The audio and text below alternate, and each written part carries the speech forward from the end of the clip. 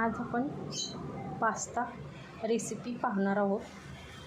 तर आपण पास्ता घेतलेला आहे 1 कप, तो स्टीम करून घेतलेला आहे। त्याच्यासाठी लागणारे साहित्य: शिमला मिरची, गाजर, कांदा, टमॅटो हे आपण इन्ग्रेडियंट्स यूज करणार आहोत। त्यानंतर आपण यामध्ये 2 स्पून ऑइल घालतोय फोडणीसाठी। त्यानंतर आपण यामध्ये शिमला मिरची, कांदा, गाजर, टमॅटो हे सगळे इन्ग्रेडियंट्स आपण यामध्ये फोडणीसाठी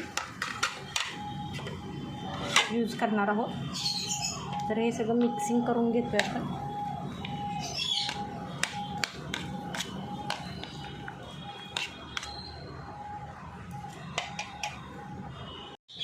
तर हे मायक्रोवेव्ह पॉट आहे, त्यामध्ये तुम्ही करू शकता किंवा काचेच्या बाउलमध्ये पण। तर त्यामध्ये हे फोडणीसाठी आपण आतमध्ये ठेवून दिलेलं आहे। मोड सिलेक्ट करतोय, मायक्रोवेव्ह मोड 900 टेम्परेचर।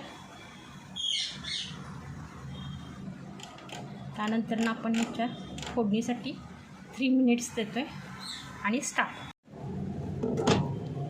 ह्या पद्धतीने आपली 3 मिनिटं ही फोडणी झालेली आहे।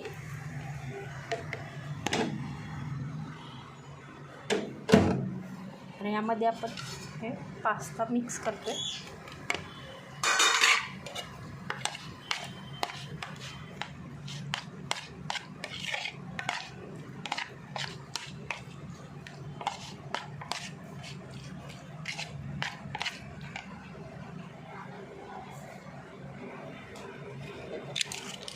त्यानंतर हे पास्ता व्हाईट पास्ता मसाला आहे, आपण यामध्ये मिक्स करतोय।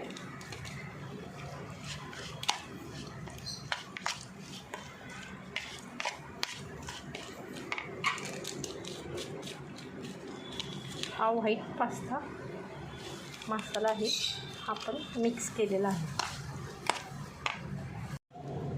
2 मिनिट्स झालेले आहेत। अशा पद्धतीने आपला हा पास्ता तयार झालेला आहे। फास्टमध्ये होतोय, इझी आहे, आपण पण ट्राय करून बघा। थँक्यू।